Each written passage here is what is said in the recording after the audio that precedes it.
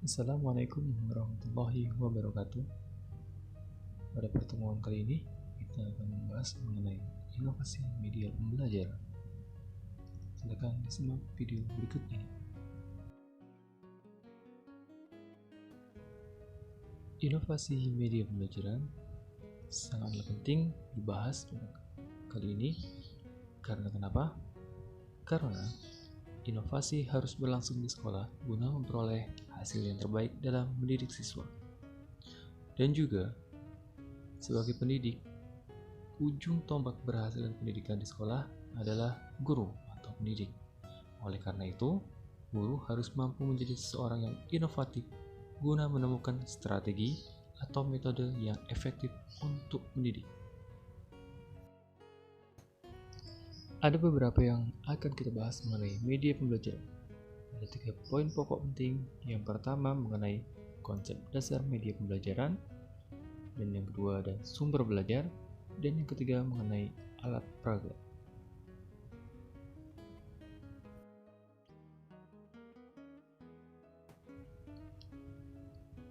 Konsep dasar media. Sebetulnya ada beberapa yang harus kalian ketahui mengenai apa itu media, kemudian seberapa penting media dalam pembelajaran,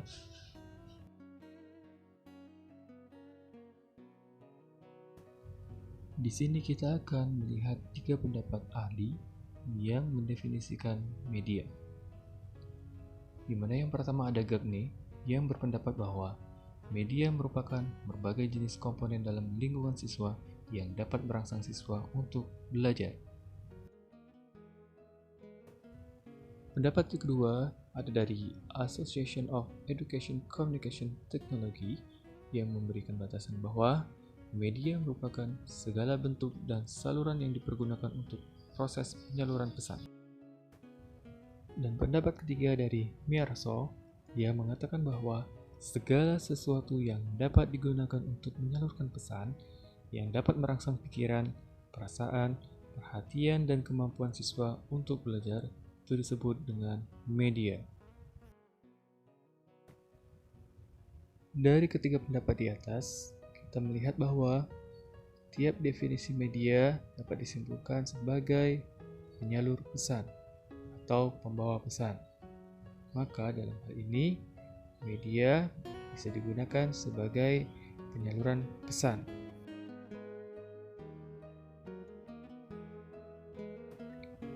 Sehingga, apabila media itu membawa pesan-pesan atau informasi yang bertujuan instruksional atau mengandung maksud-maksud pengajaran, maka media itu disebut media pembelajaran.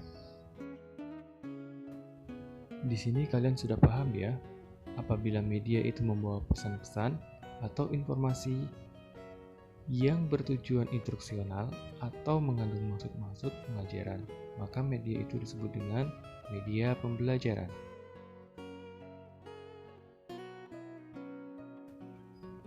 Fungsi media pembelajaran. Di sini, fungsi media pembelajaran dibagi menjadi 2. Yang pertama, bagi pendidik, dan yang kedua, bagi peserta didik.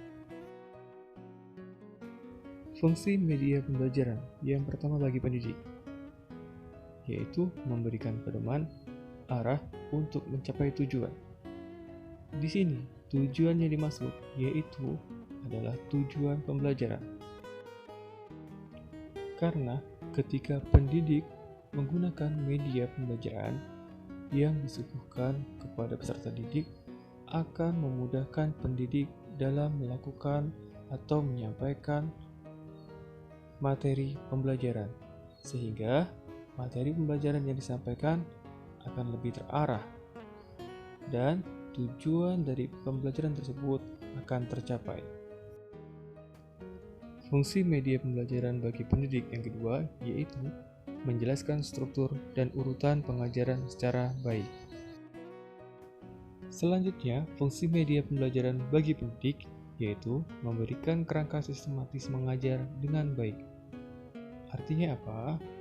Ketika pendidik menggunakan media dalam proses belajar mengajar, akan memberikan sebuah kerangka sistematis mengajar yang dimana dalam proses penyampaian materi akan lebih terurut secara sistematis sehingga penyampaian tersebut akan lebih baik menggunakan media dibanding tidak menggunakan media.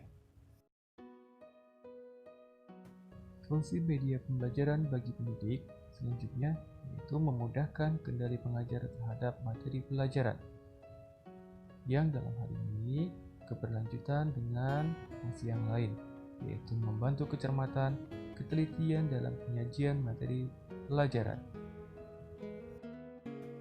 Sehingga ketika pendidik menggunakan media pembelajaran dalam proses belajar mengajar, akan membantu pendidik dalam penyampaian materi, termasuk kecermatan pendidik dalam menyampaikan materi, kemudian ketelitian, dan juga dapat membangkitkan rasa percaya diri seorang pendidik.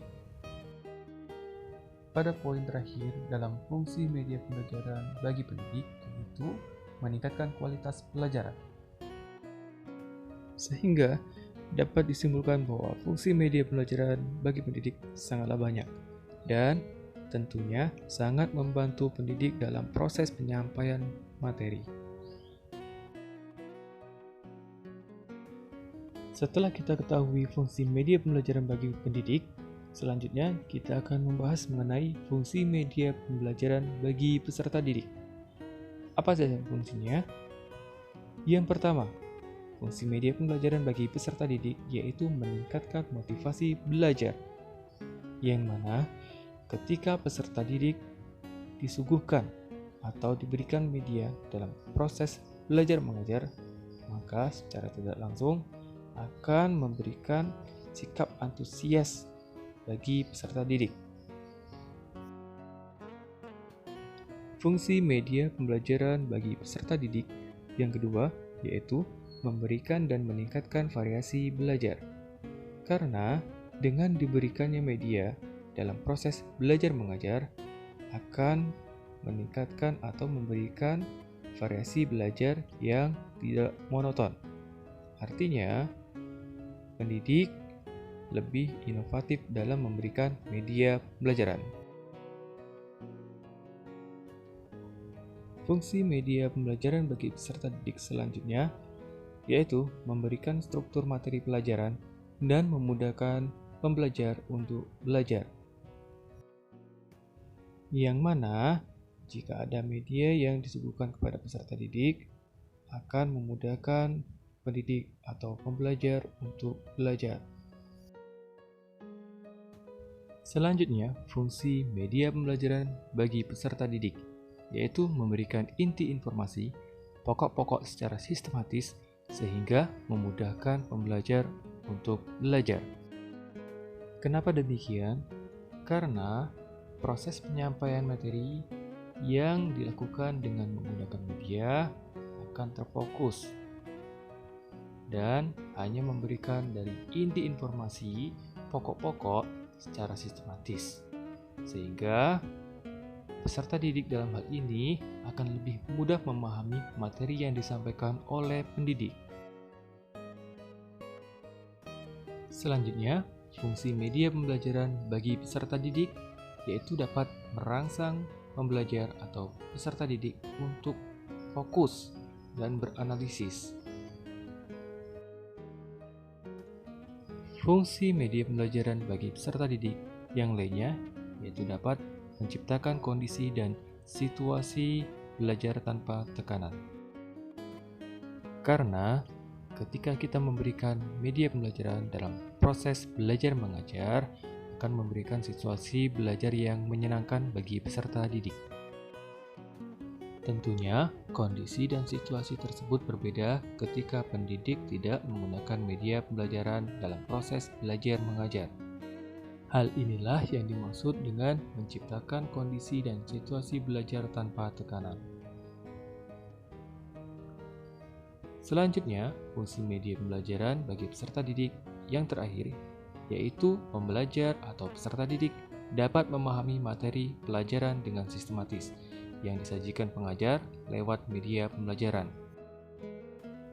Menilik dari poin terakhir dari fungsi media pembelajaran bagi peserta didik, yaitu memudahkan peserta didik untuk memahami materi pelajaran, yang mana ini menjadi poin penting dalam fungsi media pembelajaran. Hal inilah yang menjadi landasan pokok bagi pendidik yang akan menggunakan media pembelajaran dalam proses belajar mengajar.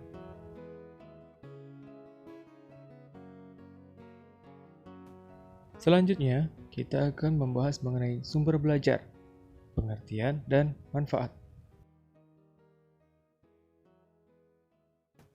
Pengertian sumber belajar. Di sini terbagi menjadi 3 pendapat ahli yang masing-masing mendefinisikan mengenai sumber belajar.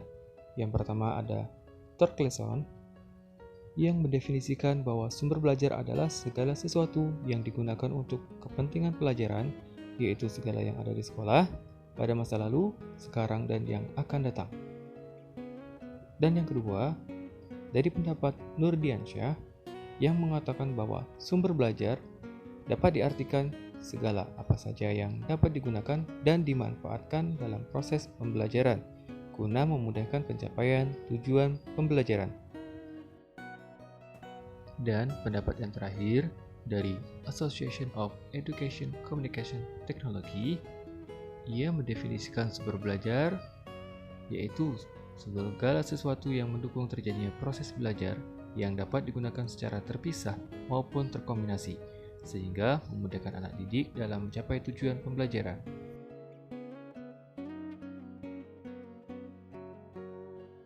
Maka, dapat disimpulkan bahwa fungsi sumber belajar yang utama yaitu memperbaiki, memelihara, dan meningkatkan kualitas pembelajaran yang sedang dilaksanakan.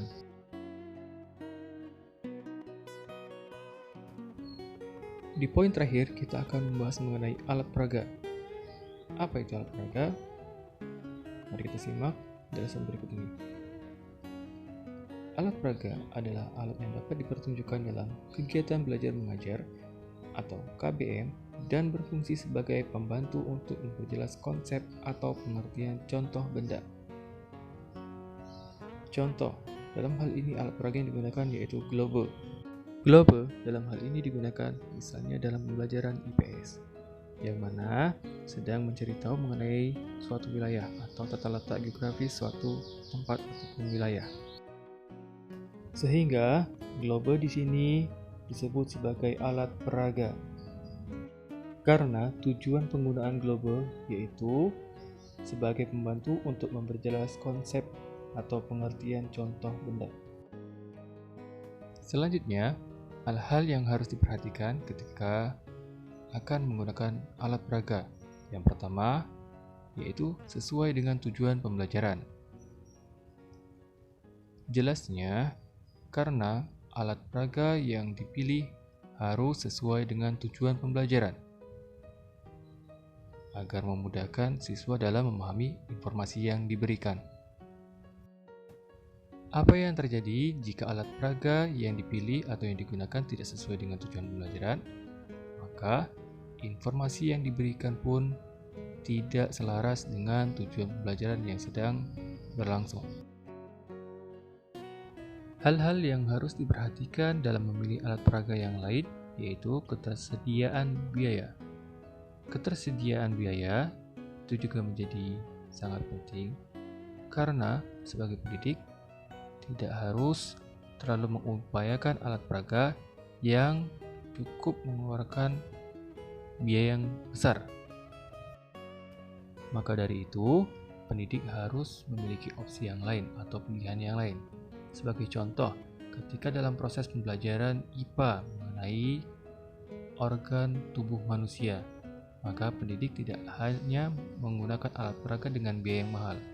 Mungkin dengan opsi yang lain bisa menggunakan potongan kardus yang dibentuk sedemikian rupa sehingga membentuk ciri atau organ tubuh manusia. Selanjutnya yaitu keamanan pengguna. Pendidik juga harus cermat dalam memilih alat peraga, salah satunya yaitu dengan memperhatikan keamanan pengguna. Jangan sampai pendidik memilih alat peraga yang dalam hal ini keamanan pengguna sangat dikhawatirkan. sehingga harus membutuhkan perhatian ekstra dalam proses pembelajaran berlangsung. Pada poin terakhir dalam memilih alat peraga yaitu kemudahan penggunaan. Kemudahan penggunaan sangat penting karena kita harus menyesuaikan peserta didik yang akan diberikan atau disuguhkan alat peraga. Atau dalam hal ini, kita bisa menyesuaikan peserta didik yang akan kita berikan alat peraga. Seperti contoh, pada level 1 atau level bawah, kita harus menggunakan alat peraga yang mungkin mudah dipahami dan mudah dimengerti oleh peserta didik. Sehingga alat peraga yang diberikan dapat memperjelas konsep ataupun memudahkan peserta didik dalam memahami informasi yang diberikan. Dapat disimpulkan bahwa kehadiran alat peraga dapat meniadakan hambatan dimensi waktu dan ruang sehingga peserta didik memiliki keleluasaan akses terhadap sumber belajar yang akan memungkinkannya memahami suatu konsep secara tepat dan menyeluruh. Setelah kita mengetahui media pembelajaran, sumber belajar, dan alat peraga, maka ketiga-tiganya sangatlah penting digunakan dalam proses belajar mengajar karena akan memudahkan peserta didik dalam memahami informasi yang diberikan oleh pendidik. Selanjutnya, tugas kalian silakan mencari media pembelajaran yang menarik menurut kalian, sumber belajar, dan alat peraga, serta berikan penjelasannya ya. Semoga informasi yang diberikan dapat bermanfaat ya, dan tetap semangat. Assalamualaikum warahmatullahi wabarakatuh.